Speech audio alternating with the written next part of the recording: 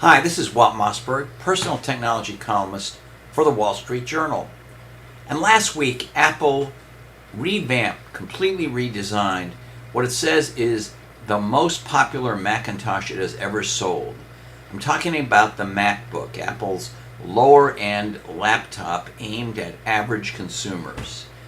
Now, the MacBook has been a ubiquitous sight on college campuses and high schools and households. You see it all the time in places like Starbucks. But this new model looks totally different than the white and black models that you've been used to seeing. It's clad in aluminum, like its bigger, costlier sibling, the MacBook Pro. It's a bit thinner, it's a bit lighter, and it has a number of other important changes. I've been testing this new MacBook for about 5 days, and I like it a lot.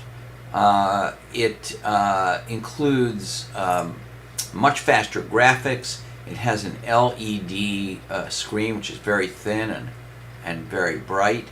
And it has a radical new innovation, which is also shared with the more expensive MacBook Pro, which has to do with the trackpad.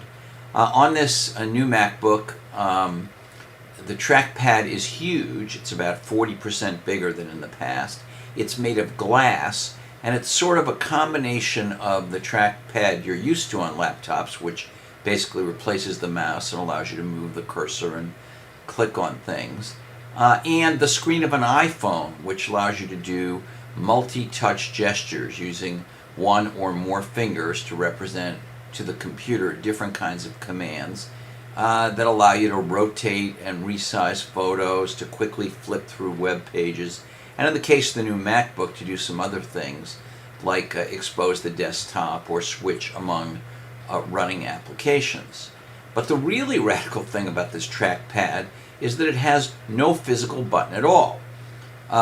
Some of you know that Windows laptops typically have two buttons, one for left clicking and one for right clicking. Macs had one button, and when you wanted to right click, there were a number of ways you could combine clicking the button with doing something else to get a right click. This new MacBook and the new MacBook Pro in their new glass trackpad have no button at all. Instead, the whole trackpad is a button. So if you use one finger and click down, you get a left click. That is, remember, you're depressing the whole trackpad with your finger. And if you use two fingers and click down, you get a right click.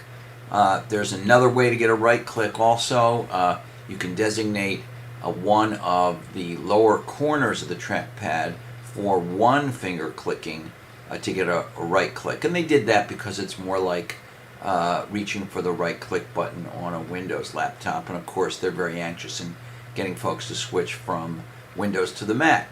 So after 5 days of testing, what did I think of this new MacBook? Well, I liked it a lot. It does have some downsides, and one of the big ones I'm going to get to in a minute is price. But in my tests of just running programs on it and doing different things with it, it worked great. It worked great with Mac programs.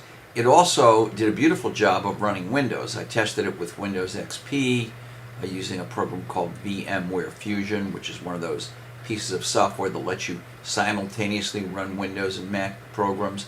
And this new MacBook, even though it's Apple's least expensive of its new line of laptops, did a very snappy job of running Windows.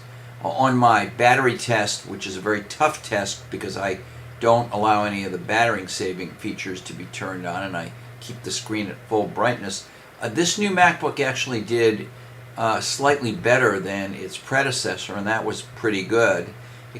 Both of them got a little under 4 hours in my test, which when you extrapolate to normal use and having battery saving turned on, I think could get you pretty easily to Apple's claim of 5 hours on this. And that's interesting because the battery is actually physically smaller and the graphics processor takes more juice. But let's get to some of the downsides. This new MacBook cannot be had for less than $1,299. The old one started at $1,099. Now, there are a couple of things that put this in context a little. The most popular model of the previous MacBook was a mid-range model that also sold for $12.99, so people were willing to spend $12.99 on a MacBook. But of course, that was before the economy started to crash, and whether people will feel that $12.99 is something they can come up with, only time will tell. You also, of course, are getting more for the $12.99.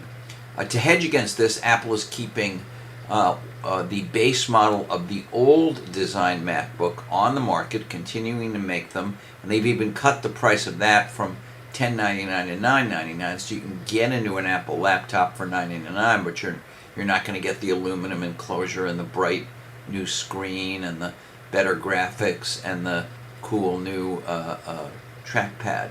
There are a few other downsides to this. Apple continues to refuse, for reasons I don't understand, to put in any of its computers slots for flash memory cards that you have in cameras and now you're getting in cell phones, and I think this is a downside. They removed the FireWire port. I don't think it's a big deal, but for some folks who have bought accessories that use that port, it could be a deal breaker on this machine. And lastly, it's only available in a glossy finish screen. They used to have a choice between glossy and matte. And this is a personal issue, but some folks dislike the glossy screen because it picks up glare from lights behind you and it picks up fingerprints. Now, I also had a little trouble adjusting to the new trackpad.